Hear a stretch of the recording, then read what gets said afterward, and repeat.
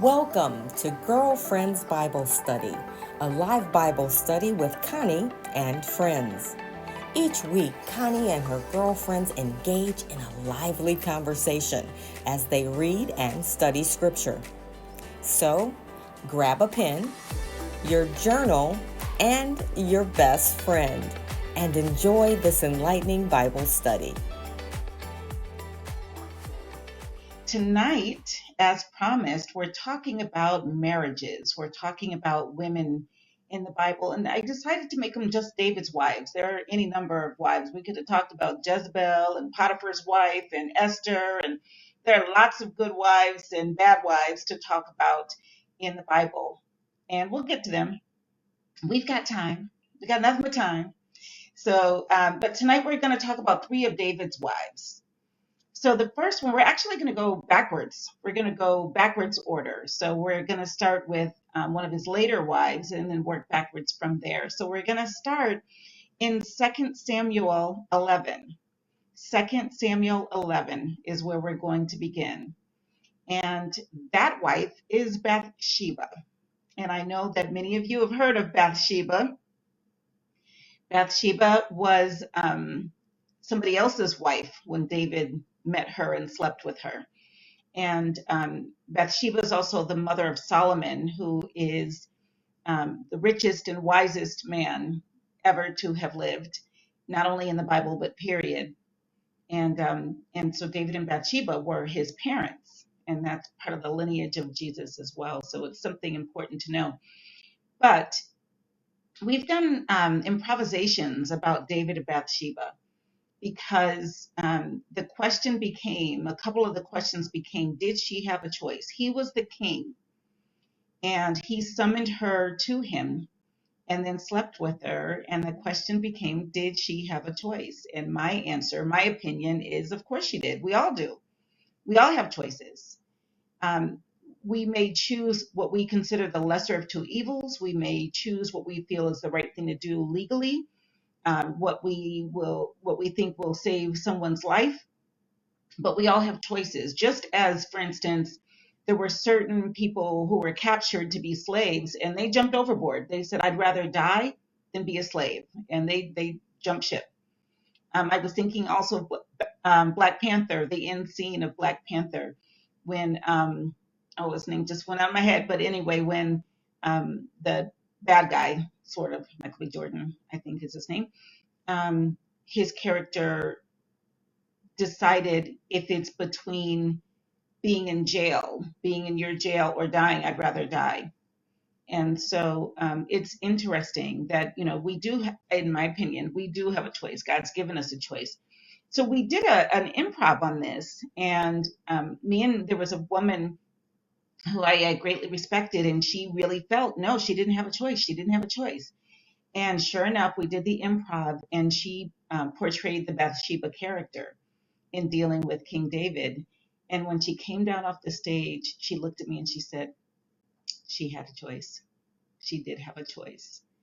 And I believe that she had a choice as well. So what are we talking about? What choice are we talking about? Let's take a look at it. So in 2 Samuel 11, it says in verse 2, one evening, David got up from his bed and walked around on the roof of the palace. He was a king at this point. From the roof, he saw a woman bathing. The woman was very beautiful, and David sent someone to find out about her. The man said, "She is Bathsheba, the daughter of Eliam, and the wife of Uriah the Hittite." And stop there for 1 second, because here's the thing. Irene, here's the thing. It talks about how David went to the roof of the palace and looked and saw Bathsheba bathing. And there have been lots of questions about that. Like, why was she bathing in a place that she could be seen? Why were there no covers on the window, no drapes, or why was she not using more discretion? I can't answer that. I can't answer if he just happened to be in the right position and she didn't know. I can't answer. I don't know that part. That part I can't say. How did he happen to see her bathing? He did. So then David, in verse 4 of chapter 11, 2 Samuel chapter 11, then David sent messengers to get Bathsheba.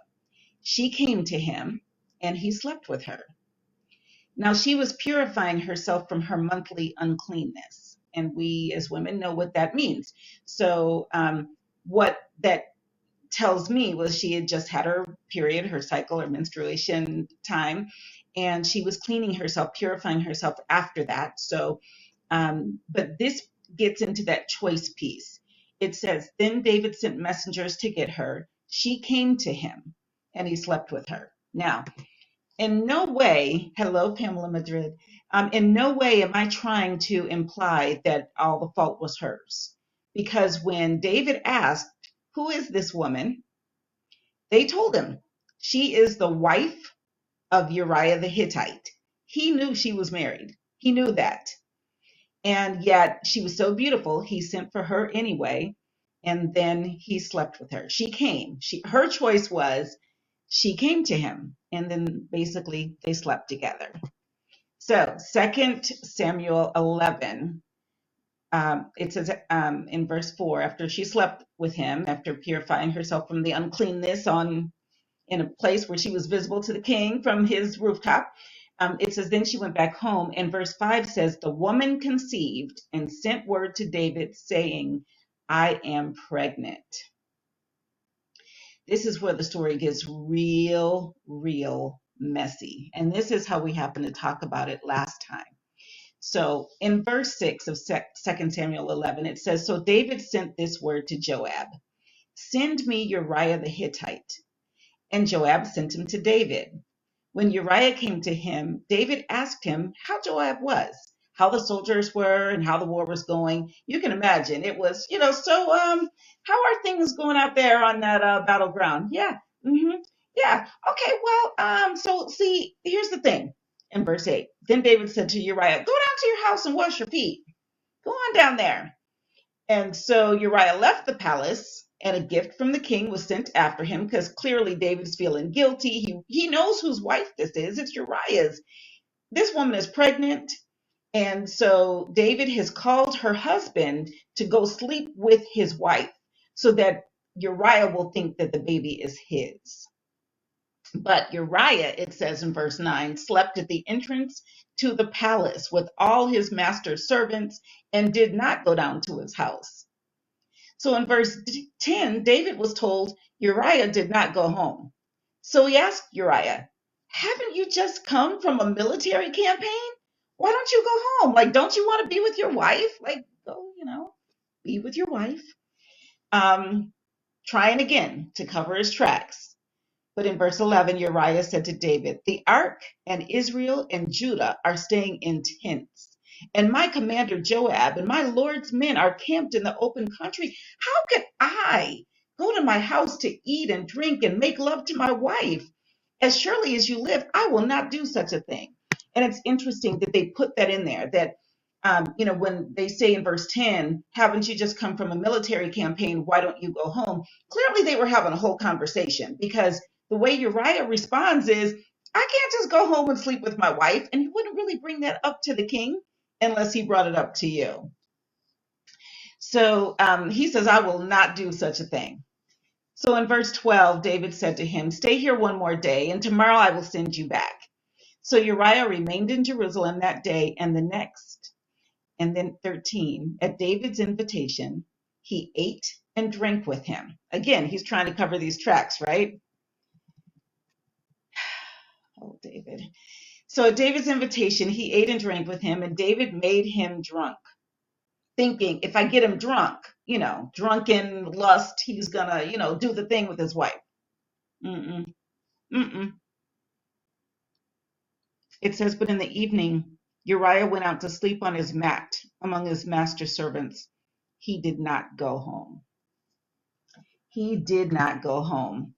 Hello, Liz. Good to see you. So again, this is the interesting thing here. He didn't go home. And so he could have left it at that. But David, feeling guilty, trying to get, Uriah to sleep with his wife, that didn't work. And so since he wouldn't sleep with his wife, now he's left with, what do I do? And boy, did he choose poorly.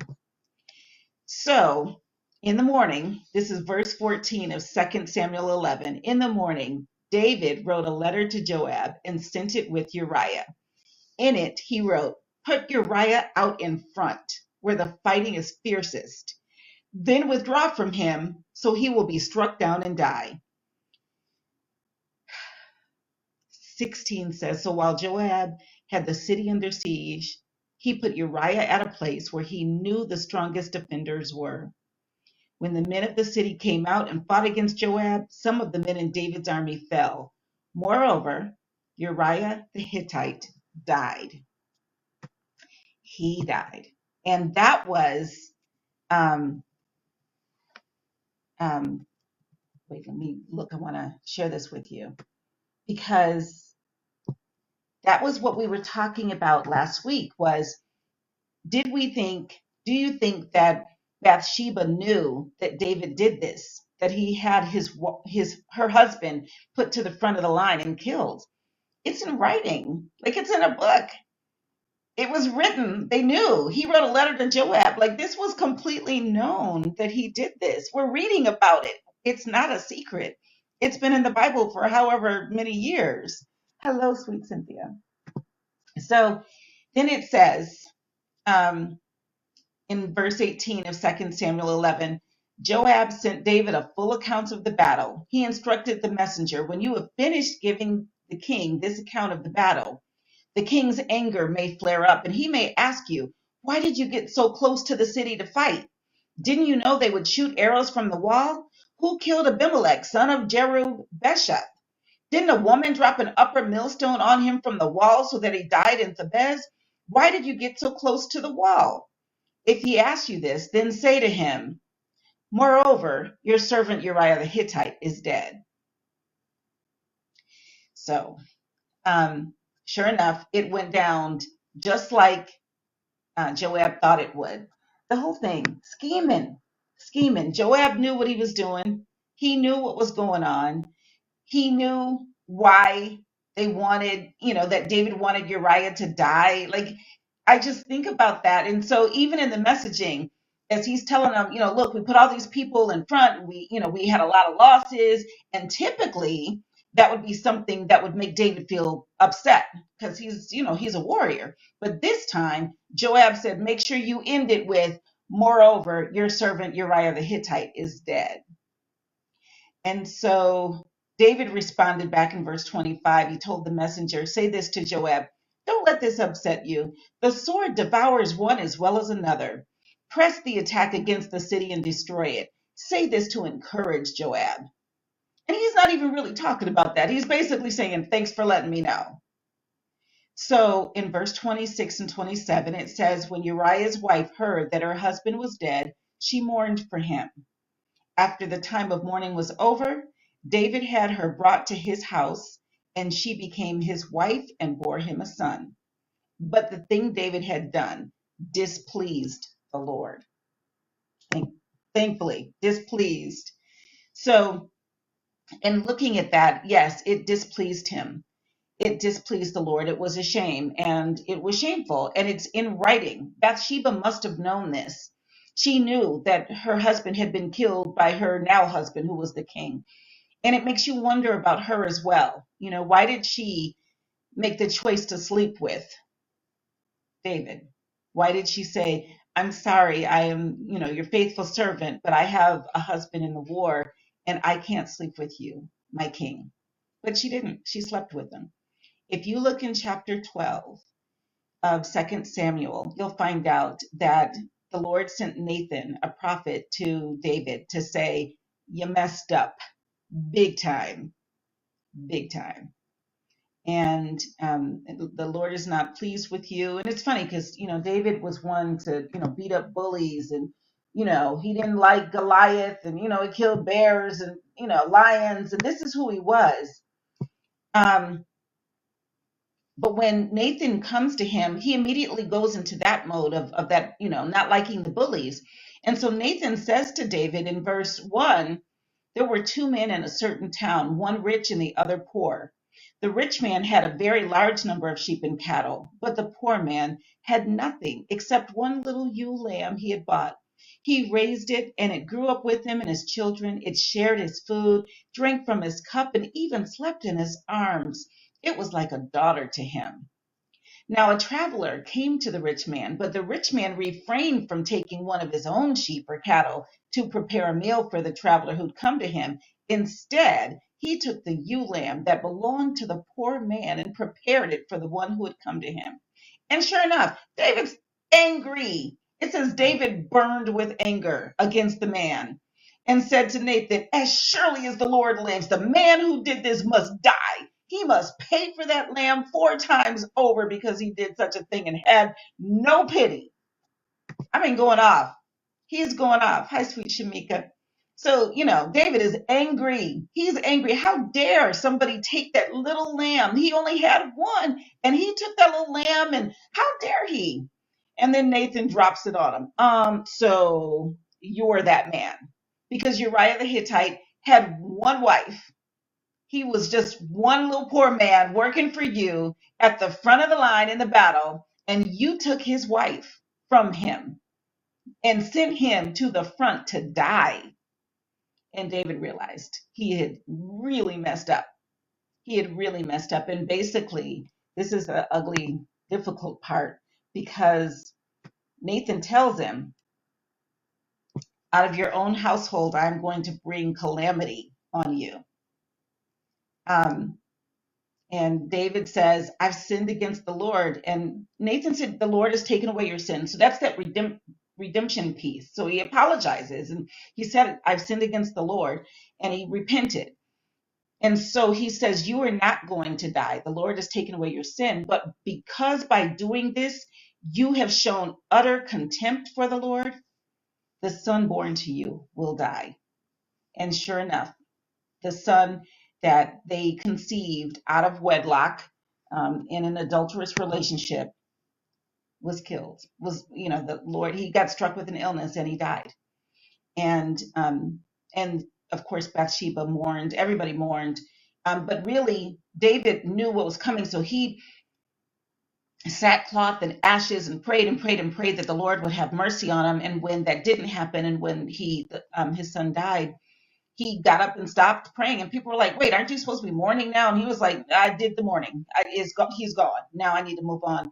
And he went and laid with Bathsheba, and Bathsheba got pregnant again, and they gave birth to Solomon, who is in the bloodline of Jesus. And so it's just interesting, as a husband or man making a bad decision, a woman going along with it making a bad decision as well. It led to death. But I will say, the Lord was forgiving. When he admitted his sin, there was redemption. He was like, I'm not going to kill you. And the Lord still called David a man after God's own heart. So, be encouraged. There are times when we completely screw up, but if we repent, yes, there will be a price to pay for those sins. There's no question. But he says your sin is forgiven. Your sin is removed. And so, but that's an interesting thing with Bathsheba, because she had a choice and she went along with it. And her husband was killed, and then her child was killed. So that's Bathsheba. And I believe, just from reading about it and how, David was so taken with her beauty, and how that union became part of the bloodline of Jesus through Solomon, I do believe that for David, Bathsheba was probably the wife he loved most.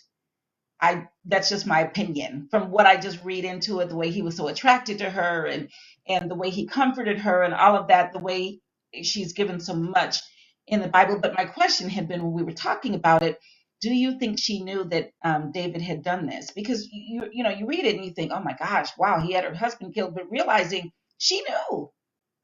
It's written. Joab, people knew. People are like, you know what the king did, don't you? He put so and so up front and then did the thing, and then yeah. I mean, we told him that she was married. We told him whose wife she was, and still he took her and slept with her. So, it was known. It was known. Hello. My two Pamelas are on, Pamela Cluis and Pamela Madrid. Hello, Pamelas. So anyway, so now we're going to look at another one of David's wives.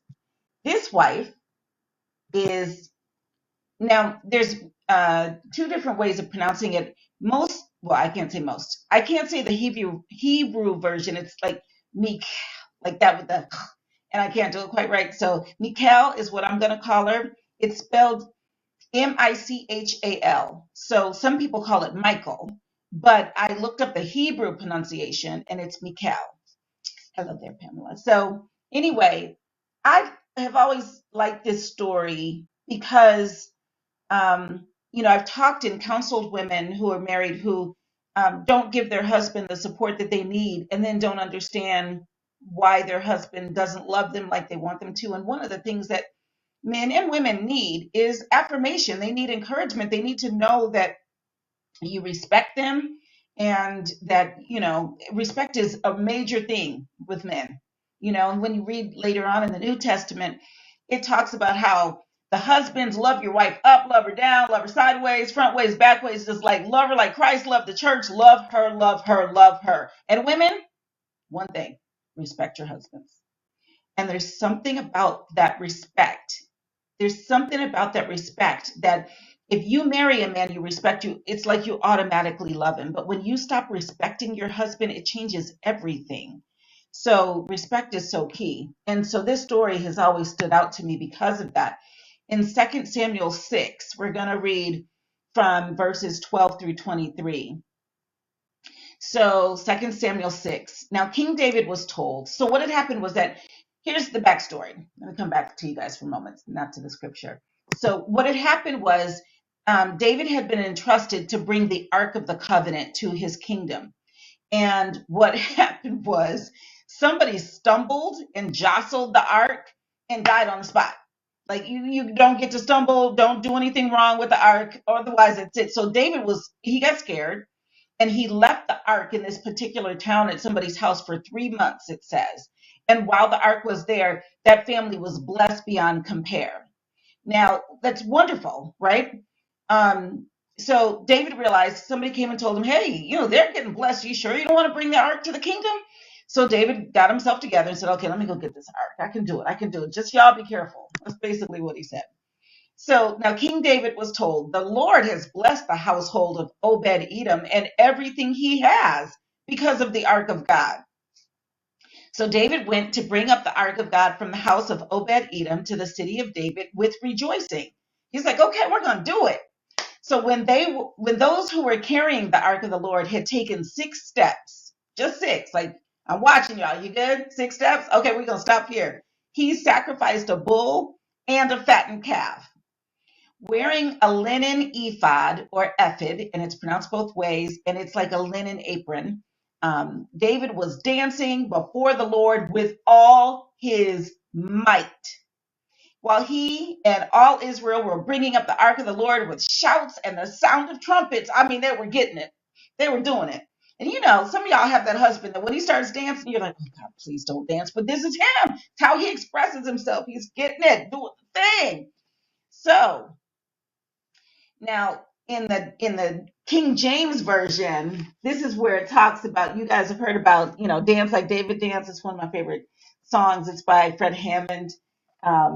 But you guys have heard about this in, let's see if it says it in this one. No, it doesn't say it. So in the King James version, though, in verse,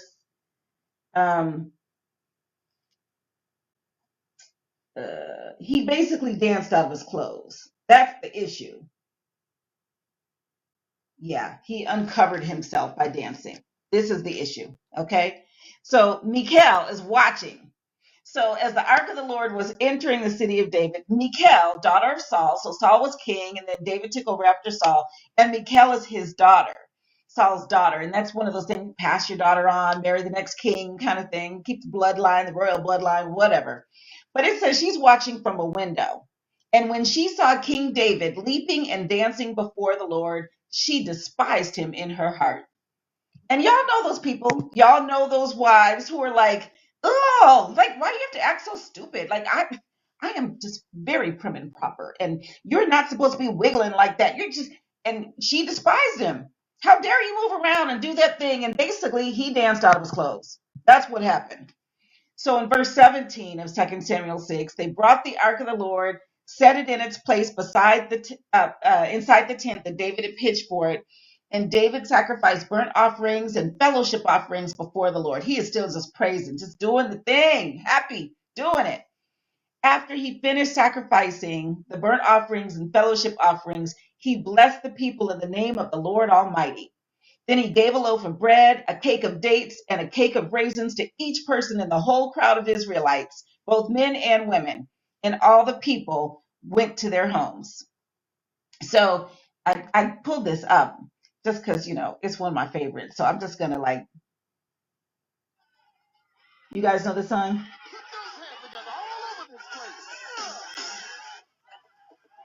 Let's celebrate God. Hear all those Israelites rejoicing.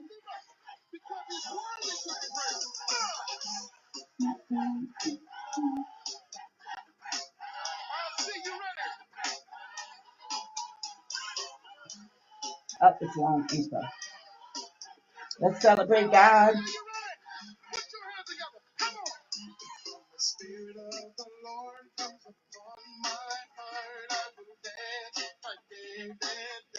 I will dance like David dance. I love that song. Love, love, love, love that song.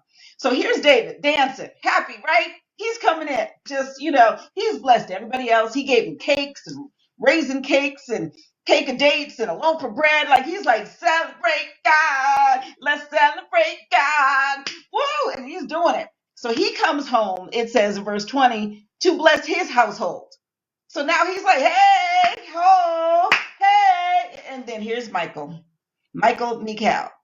daughter of Saul, came out to meet him and said, how the king of Israel has distinguished himself today, going around half naked in full view of the slave girls of his servants, as any vulgar fellow would. I mean, that's ugly. I want your cake with dates in it. I know I love that song, Cynthia. I do not. You come bless our household with your cakes, and you were just vulgar. You were vulgar. Vulgar. David said to Michal, it was before the Lord. And then he gets ugly. Truth, but ugly. Who chose me rather than your father or anyone from his house when he appointed me ruler of over the Lord's people, Israel. I will celebrate before the Lord. I will become even more undignified than this, and I will be humiliated in my own eyes. But by these slave girls you spoke of, I will be held in honor. And then it says, and Michal, daughter of Saul, had no children to the day of her death. I'm like, dang, she got so ugly and she had nothing. She had nothing to show for it. Like, your kids aren't even going to inherit anything. You're through. But it was just like, I was like, gosh, this is what happens. These marriages, she starts despising him. She calls him vulgar, completely obnoxious. And he's like, it was before the Lord, who, by the way, chose me rather than your father or anyone from his house when he appointed me ruler over the Lord's people, Israel. I will celebrate before the Lord, and I will become even more undignified than this. There's a whole song that I will become even more undignified than this. That's a really cool song too. I can't find it quickly, but it's also an awesome praise and worship song. But yeah, he was just like, you really, really, I come here to bless you. Ugh. So, no wonder he's on top of his roof looking for Bathsheba later. So whatever. So that's Michal, another one of David's wives. So the last wife we're going to talk about is Abigail. Now, I want you all to turn to 1 Samuel 25. This is such an interesting story. It's one of my favorites as well. I might have to do a film or a stage play on this one because it's a brilliant story. So it's David, Nabal, and Abigail. So when we were reading last week, we talked about how when the people who were trying to frame Daniel and threw him in the lion's den, that not only did they get thrown into the lion's den, but so did all their wives and their children, and it was really a shame. And often when you read through the scripture, you'll find that when these men are awful, their whole crew goes. Their wives, their kids, their livestock, it's like burn it off. But every now and then, that doesn't happen. And this is one of those situations. So look at 1 Samuel 25. So it says in verse 2, a certain man in Maon who had property there at Carmel was very wealthy. He had 1,000 goats and 3,000 sheep, which he was shearing in Carmel. His name was Nabal, and his wife's name was Abigail. She was an intelligent and beautiful woman, but her husband was surly and mean in his dealings. He was a Calebite. So note that, okay? She's intelligent and she's beautiful. Intelligent and beautiful. So I don't know how he got her. He probably decided, you're going to be my wife. She was single. She had to say yes. I don't know. So in verse 4, while David was in the wilderness, he heard that Nabal was shearing sheep.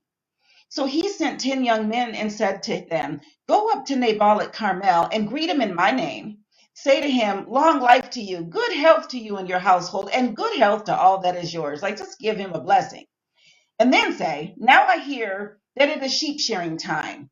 When your shepherds were with us, we did not mistreat them. And the whole time they were at Carmel, nothing of theirs was missing.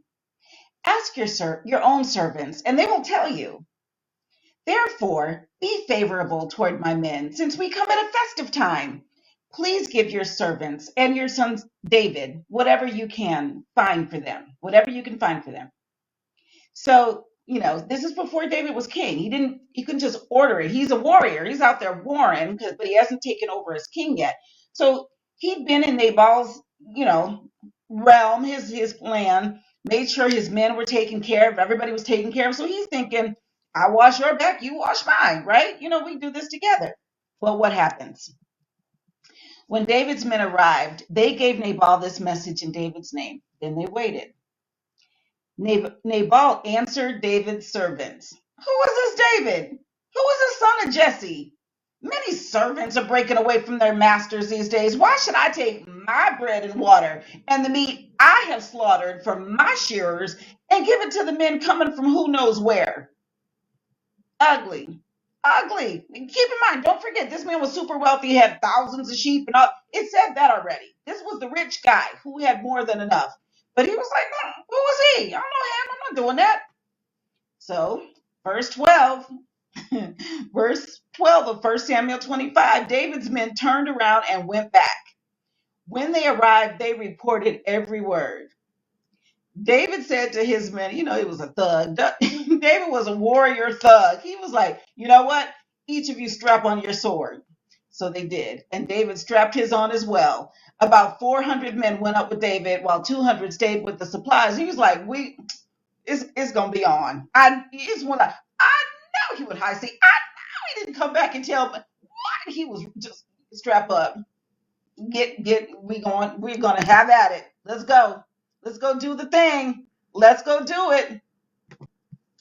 So one of the servants told Abigail, Nabal's wife, David sent messengers from the wilderness to give our master his greetings, but he hurled insults at them. Yet these men were very good to us. They did not mistreat us.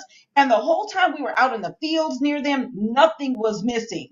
They weren't like, gang members, thugs. They weren't like that. They weren't thieves. They took care of us. He's trying to explain. Night and day, they were a wall around us the whole time we were herding our sheep near them. They basically had our backs. Now, think it over and see what you can do, because disaster is hanging over our master and his whole household. He is such a wicked man that no one can talk to him. So Abigail knew that. She knew she can talk to him. So Abigail acted quickly. She took 200 loaves of bread, 2 skins of wine, 5 dressed sheep, 5 seahs, I don't know what those are, of roasted grain, 100 cakes of raisins, and 200 cakes of pressed figs, and loaded them on donkeys. Then she told her servants, you go on ahead, I'll follow you. But she did not tell her husband Nabal, because she knew he's a fool. He didn't listen. He's a fool. Not going there with him, but I'm going to save his hide. I'm his wife. I'm going to save him. I'm going to save his kingdom, or, his land, his people, his servant. I'm going to do what I can do. And sometimes that's what we have to do, trying to save our men. And then sometimes they do it for us, saving their wives. But in this case, Nabal was a fool. So in verse 20, it says, as she came riding her donkey into a mountain ravine, there were David and his men descending toward her, and she met them.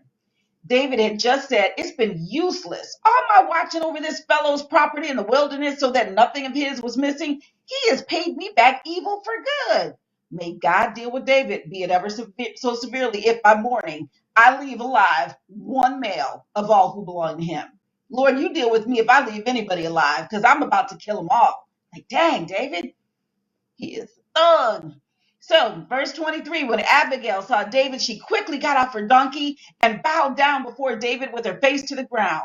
She fell at his feet and said, pardon your servant, my lord, and let me speak to you. Hear what your servant has to say. Please pay no attention, my lord, to that wicked man Nabal. He is just like his name. His name means fool, and folly goes with him.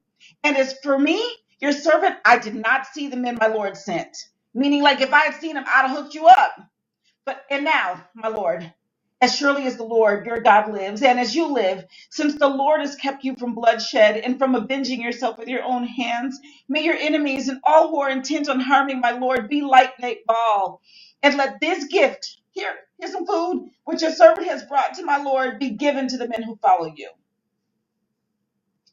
And then it says in verse 28, please forgive, hold on.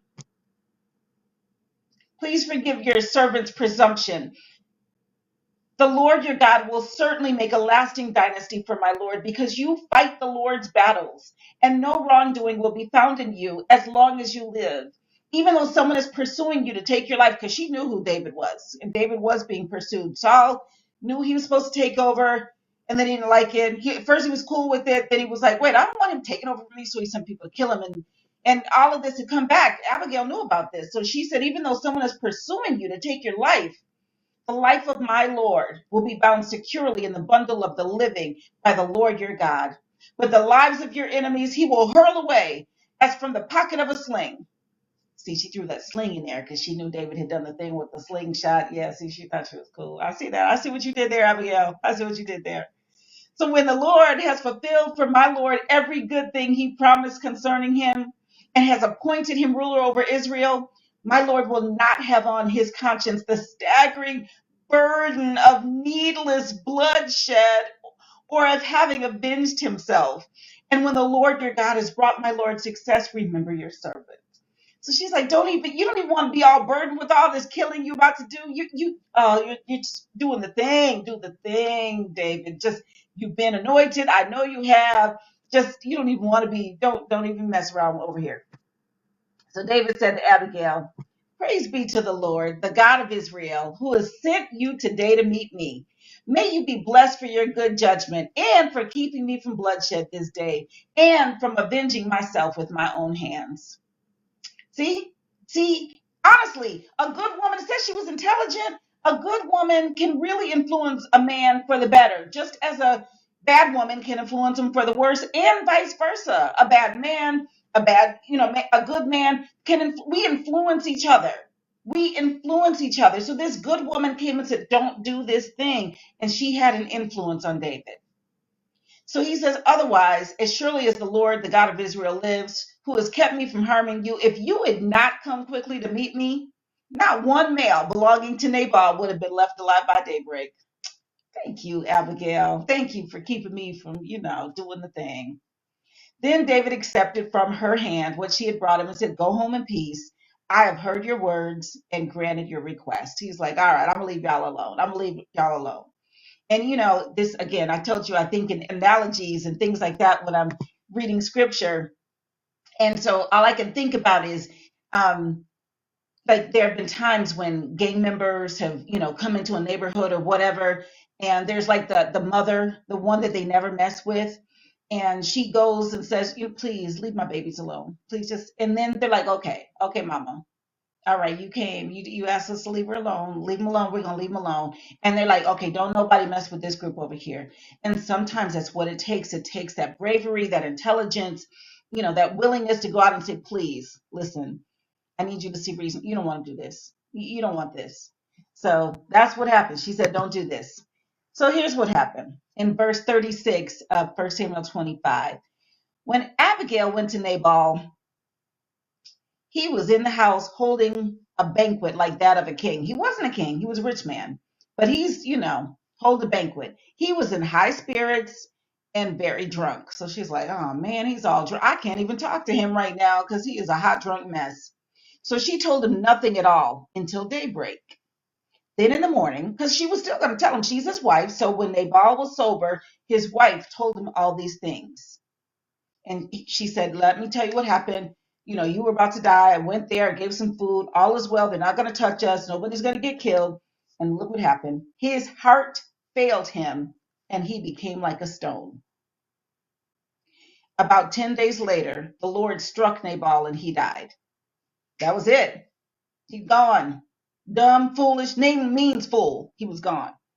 Then it says, when David heard that Nabal was dead, he said, praise be to the Lord, who has upheld my cause against Nabal for treating me with contempt. He has kept his servant from doing wrong and has brought Nabal's wrongdoing down on his own head. Then David sent word to Abigail, asking her to become his wife. His servants went to Carmel and said to Abigail, David has sent us to take you to become his wife.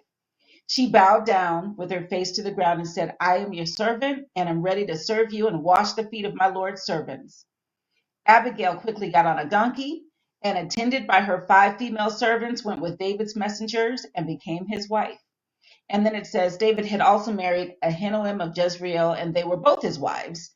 But Saul had given his daughter Michal, David's wife, to Paltiel, son of Laish, who was from Galim.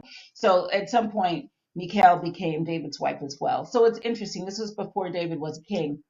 But it's interesting. So, these different types of women who were his wife. You had Abigail, who was very wise, intelligent. She saved, Nabal's men. She couldn't save Nabal. He was, it was his own doing. She was like, oh, well, I did what I could. I saved you for now. But his heart became like a stone. He became like a stone. His heart failed. And then he was gone for being evil. So, because it just doesn't work. And then you have Michal, who's like, I can't believe you were out there dancing, all embarrassing with them people. You're half naked. What is that? Them slave girls was laughing at you. And they was like, you know what? I'm going to do that and more. You think I'm looking undistinguished? Now I'm going to be even more undistinguished than this. And that's why God gave me the kingdom and not your daddy and not your daddy's people. I'm like, David, really? Did you really have to call her out like that? And then Bathsheba, who he sees, who is so beautiful, he can't take his eyes off of her, can't keep his hands off of her. She was clearly feeling some type of way too, because she came willingly, slept with him, did the thing. Like, if I knew that you killed my husband, I wouldn't be so inclined to be like, well, yeah, let's get married. Yeah, I'm going to think I'm going to not do that. But she clearly left him too. And they ended up, like I said, being part of the bloodline for Jesus later on, having Solomon. So that is today's Bible study, all about David's wives, just 3 of them, 3 of the ones that had their own stories in here, which were just really interesting. And so we're going to let Mr. Fred Hammond take us out of here and just continue dancing like David danced.